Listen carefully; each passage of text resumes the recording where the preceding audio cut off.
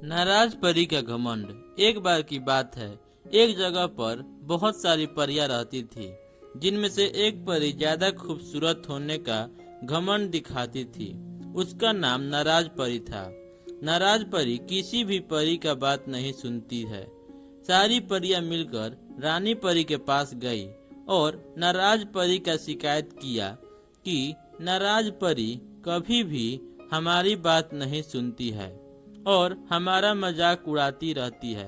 रानी परी ने सभी परियों की बात सुन के नाराज परी को बुलाया, तब भी नाराज परी रानी परी की बात नहीं सुनती है।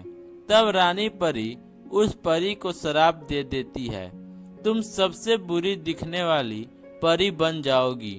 जब तुम्हें कोई सच्चा प्यार करने वाला इंसान मिलेगा, तभी तुम अच्छी दिखोगी। अब नाराज परी कई जगह गई, क्योंकि उसको अपना सच्चा प्यार ढूंढना था।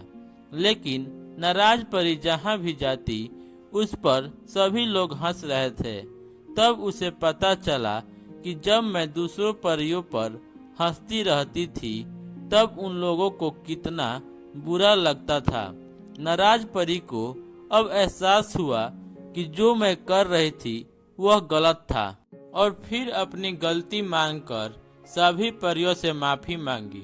सभी परियों ने तो उसे माफ कर दिया, लेकिन उसे जो श्राप रानी परी ने दिया था वह अभी भी था। एक दिन नाराज परी नदी के किनारे घूम रही थी। वह बहुत ही गहरे सोच में डूबी हुई थी कि मुझे कैसे इस श्राप से मुक्ति मिलेगा। यही सब सोचते सोचते वह चल रही थी। तभी चलते चलते वह नदी में गिर गई। उसे तैरना नहीं आता था। वह डूबने लगी। वह आवाज लगाने लगी, मुझे बचाओ, मुझे बचाओ, लेकिन कोई नहीं आया। अब नाराज परी ने सोचा कि मैंने जो गलतियां किया है, ये वही सब का फल है। तभी वहां पर एक लड़का आया और परी को बाहर निकाला। तब दोनों एक दूसरे को देखते हैं और लड़का पूछता है, तुम यहाँ क्या कर रही थी? तो नाराज परी बोलती है, मैं यहाँ पर टहलने के लिए आई थी। मेरा ध्यान कहीं और गया और पता नहीं चला कि कब मैं नदी में गिर गई। लड़के ने कहा, तुम्हें ध्यान देना चाहिए। उस लड़के ने उसकी मदद की, हॉस्पिटल ले गया और उसका देखभाल करने लगा, क्योंकि नाराज परी को चोट लग गई थी। उसने पूछा, तुम्हारा घर कहाँ है? मैं तुम्हें छोड़ दूंगा। तो नाराज परी ने कहा, मेरा कोई घर नहीं है। वह लड़का उसे अपने घर ले गया और दोनों साथ में रहने लगे। धीरे धीरे उन दोनों को एक दूसरे से प्यार हो जाता है।